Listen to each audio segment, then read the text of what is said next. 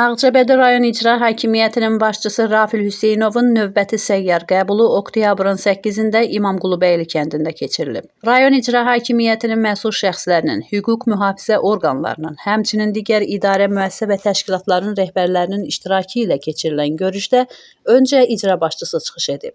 Rayon rəhbəri bildirib ki, səyyar qəbulların keçirilməsində məqsəd vətəndaşların problemlərin yerində öyrənilməsi və həllidir. Məsul şəxslərin bu qəbullarda iştirakı qaldırılan məsələlərə dərhal münasibət bildirilməsinə, çətinliklərin aradan qaldırılmasına kömək etməyə imkan yaradır. Sonra hər zamanki kimi söz kənd sakinlərinə verilib. Müraciətlərdə bir neçə arteziyanın nasazlığı, kənd yollarının bərpası, krantlaşma, əlilliyi olan şəxsin təqaüdünün kəsilməsi, həyatyanı sahədə ev tikilməsi üçün icazə verilməməsi və digər məsələlərlə bağlı sakinlərin yaşadıkları çətinliklər diqqətə çatdırılıb, köməklik göstərilməsi xahiş olunub. Rayon rəhbəri bəzi məsələlərin həlli ilə bağlı müvafiq tapşırıqlar verib. Bəzi məsələlərlə bağlı isə vətəndaşlara lazımi izahat verilib və onlara aidiyyəti qurumlara müraciət etmələri tövsiyə olunub.